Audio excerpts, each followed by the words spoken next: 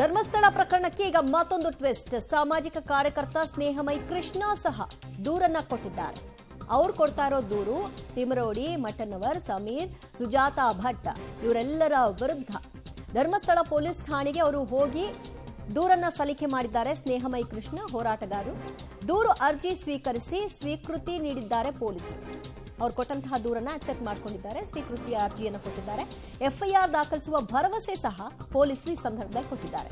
ಧರ್ಮಸ್ಥಳ ಪ್ರಕರಣಕ್ಕೆ ದಿನಕ್ಕೊಂದು ರೀತಿಯ ಟ್ವಿಸ್ಟ್ಗಳು, ಹಲವಾರು ಬೆಳವಣಿಗೆಗಳು ನಡೀತಾ ಇದೆ. ಇದರ ನಡುವಲ್ಲೇ ಸಾಮಾಜಿಕ ಕಾರ್ಯಕರ್ತ ಸ್ನೇಹಮಯಿ ಕೃಷ್ಣ ಇವರೆಲ್ಲರ ವಿರುದ್ಧವೂ ಕೂಡ ತನಿಖೆ ಆಗಬೇಕು, ಅವರುಗಳನ್ನ ಬಿಟ್ಟು ಈ ತನಿಖೆ ಅಂತ್ಯಗೊಳಿಸಬಾರದು. ಇವ್ರು ಯಾರು, ಇಲ್ಲಿಯವರೆಗೂ ಯಾಕೆ ಧ್ವನಿ ಎತ್ತಲಿಲ್ಲ, ಈಗ ಯಾಕೆ ಇಷ್ಟೆಲ್ಲ ಮಾತಾಡ್ತಾ ಇದ್ದಾರೆ, ನಿಜಕ್ಕೂ ಅವ್ರು ಹೇಳ್ತಿರೋ ಆರೋಪದಲ್ಲಿ ಏನಾದ್ರೂ ಹುರುಳಿದ್ಯಾ, ಅದರ ಸತ್ಯಾಸತ್ಯತೆ ಹೊರ ಬರಲಿ ಅಂತ ಬಯಸಿದ್ದಾರೆ. ಧರ್ಮಸ್ಥಳದಲ್ಲಿ ನಡೆಯುತ್ತಿರುವಂತಹ ಬೆಳವಣಿಗೆ ಹಿನ್ನೆಲೆಯಲ್ಲಿ ಮೈಸೂರಿನ ಸಾಮಾಜಿಕ ಕಾರ್ಯಕರ್ತರಾಗಿರುವಂತಹ ಸ್ನೇಹಮಯಿ ಕೃಷ್ಣ ಅವರವರು ಇವತ್ತು ಧರ್ಮಸ್ಥಳ ಪೊಲೀಸ್ ಠಾಣೆಗೆ ಬಂದು ಒಂದು ದೂರನ್ನ ಕೊಟ್ಟಿದ್ದಾರೆ. ಅವರು ಪಬ್ಲಿಕ್ ಟಿವಿ ಜೊತೆ ಇದ್ದಾರೆ, ಅವರನ್ನ ಮಾತಾಡಿಸುವ. ಸರ್, ಇವತ್ತು ಮೈಸೂರಿನಿಂದ ಇಲ್ಲಿಗೆ ಬಂದು ದೂರನ್ನ ಕೊಟ್ಟಿದ್ದೀರಿ ಧರ್ಮಸ್ಥಳ ಪೊಲೀಸ್ ಠಾಣೆಗೆ, ಏನು ಉದ್ದೇಶ ಸರ್ ನಿಮ್ಮದು? ಸರ್, ಹಲವಾರು ದಿನಗಳಿಂದ ನಾನು ಧರ್ಮಸ್ಥಳದ ಒಂದು ಪ್ರಕರಣದ ಬಗ್ಗೆ ಮಾಧ್ಯಮದ ಮೂಲಕ ಮತ್ತು ಸಾಮಾಜಿಕ ಮೂಲಕ ನಾನು ಮಾಹಿತಿಗಳನ್ನ ಗಮನಿಸಿದಾಗ ನನಗೆ ನಿಜವಾಗ್ಲೂ ಭಾಳ ಆಶ್ಚರ್ಯ ಆಯಿತು. ಸೊ ಯಾವುದೇ ರೀತಿಯ ಕಾನೂನು ಭಯ ಇಲ್ಲದೆ, ಒಂದು ಧರ್ಮಸ್ಥಳದ ಬಗ್ಗೆ ಒಂದು ಗೌರವ ಇಲ್ಲದೆ ಸುಳ್ಳು ಆರೋಪ ಮಾಡೋವಂಥದ್ದು ಮತ್ತು ಅವ್ಯಾಚ ಶಬ್ದಗಳನ್ನು ನಿಂದನೆ ಮಾಡೋವಂಥದ್ದು, ಸೊ ಎಲ್ಲನೂ ಮಾಡ್ಕೊಂಡ್ಬರ್ತಿದ್ರು. ಆದರೆ ಇತ್ತೀಚೆಗೆ ಸುಜಾತಾ ಭಟ್ ಅನ್ನೋ ಒಂದು ವೃದ್ಧೆಯನ್ನು ಕರ್ಕೊಂಡು ಬಂದು, ಆಕೆಗೆ ಅನನ್ಯ ಭಟ್ ಅನ್ನೋ ಮಗಳು ಇದ್ಲು, MBBS ಓದ್ಬೇಕಾದ್ರೆ ಸೊ ಧರ್ಮಸ್ಥಳಕ್ಕೆ ಬಂದಂಥ ಸಂದರ್ಭದಲ್ಲಿ ಆಕೆಯನ್ನು ಅಪಹರಣ ಮಾಡಿದರು, ಅತ್ಯಾಚಾರ, ಕೊಲೆ ಮಾಡಿದ್ರು ಅಂತೇಳಿ ಸಾಕಷ್ಟು ಸುಳ್ಳುಗಳನ್ನು ಹೇಳ್ಕೊಂಡು ಬಂದಿದ್ರು. ಆದರೆ ಇತ್ತೀಚೆಗೆ ಸುಜಾತಾ ಭಟ್ ಅನ್ನೋರಿಗೆ ಅನನ್ಯ ಭಟ್ ಅನ್ನೋ ಮಗಳು ಇಲ್ಲವೇ ಇಲ್ಲ ಅಂಥೇಳಿ ಕಂಡು ಬಂದಾಗ ಅವರು ವಾಸಂತಿ ಅನ್ನೋರ ಫೋಟೋ ತೋರಿಸಿ ಇದು ನನ್ನ ಮಗಳು ಸುಜಾತಾ ಭಟ್ ಫೋಟೋ ಅಂತೇಳಿ ಮತ್ತೊಂದು ಸುಳ್ಳು ಹೇಳೋರು. ಸೊ ಈ ಥರ ಪ್ರತಿ ದಿವಸ ಒಂದೊಂದು ಸುಳ್ಳು ಹೇಳ್ತಾನೆ ಬರ್ತಾರೆ ಹೊರತು ಅದ್ರ ಬಗ್ಗೆ ಯಾವುದೇ ಒಂದು ಪ್ರಕರಣದ ದಾಖಲು ಮಾಡಿ ಕ್ರಮ ತಗೊಳ್ಳೋಂಥದ್ದು ಆಗಿರಲಿಲ್ಲ. ಸೊ ಹಾಗಾಗಿ ಅನಿವಾರ್ಯವಾಗಿ ನಾನೇ ಒಂದು ದೂರು ದಾಖಲು ಮಾಡಬೇಕು ಅಂತೇಳಿ ಇವತ್ತು ಧರ್ಮಸ್ಥಳಕ್ಕೆ ಬಂದು ಪೊಲೀಸ್ ಠಾಣೆಗೆ ದೂರು ಕೊಟ್ಟಿದ್ದೀನಿ.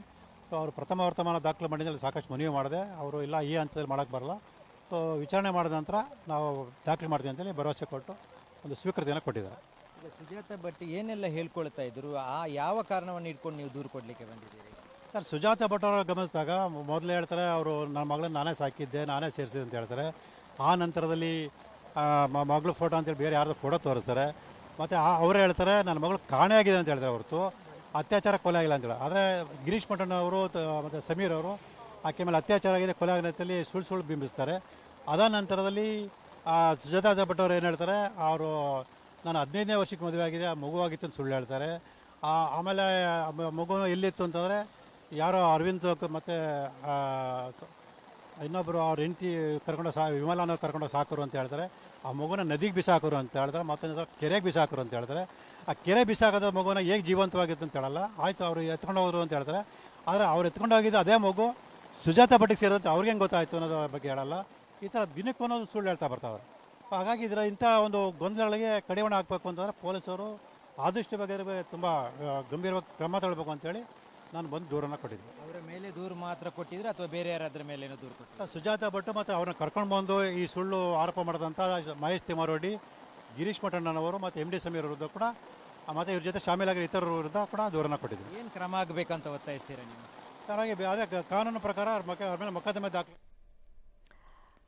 ಮಹೇಶ್ ಶೆಟ್ಟಿ ತಿಮರೋಡಿ, ಗಿರೀಶ್ ಮಠನ್ನವರ್, ಹಾಗೆ ಸಮೀರ್, ಸುಜಾತಾ ಭಟ್ ಇವ್ರು ಯಾರು, ಇವರ ಹಿನ್ನೆಲೆ ಏನು, ಇವ್ರಿಗೆ ಯಾರು ಇಷ್ಟೆಲ್ಲ ಸಪೋರ್ಟ್ ಮಾಡ್ತಿರೋದು, ಯಾವ ಕಾರಣಕ್ಕಾಗಿ ದಿನಕ್ಕೊಂದು ಕತೆಗಳನ್ನ ಪೋಣಿಸ್ತಾ ಇದ್ದಾರೆ, ನಿಜಕ್ಕೂ ಇವರ ಕತೆಗಳಲ್ಲಿ ಏನಾದರೂ ಸತ್ಯಾಸತ್ಯತೆ ಇದೆಯಾ, ಇದು ತನಿಖೆಯ ಮೂಲಕವಾಗಿ ಹೊರಬರಬೇಕು ಅಂತ ಸಾಮಾಜಿಕ ಕಾರ್ಯಕರ್ತ ಈಗ ದೂರನ್ನ ಕೊಟ್ಟಿದ್ದಾರೆ. ಪೊಲೀಸರು ದೂರು ಕೂಡ ಸ್ವೀಕಾರ ಮಾಡಿದ್ದಾರೆ. ಮುಂದಿನ ಹಂತದಲ್ಲಿ FIR ಆಗಿ ಅವರುಗಳ ವಿಚಾರಣೆ ಆಗಿ ಯಾಕಿದ್ ನಡೀತಾ ಇದೆ ಅನ್ನೋದ್ರ ಬಗ್ಗೆ ಗೊತ್ತಾಗಬೇಕಿದೆ.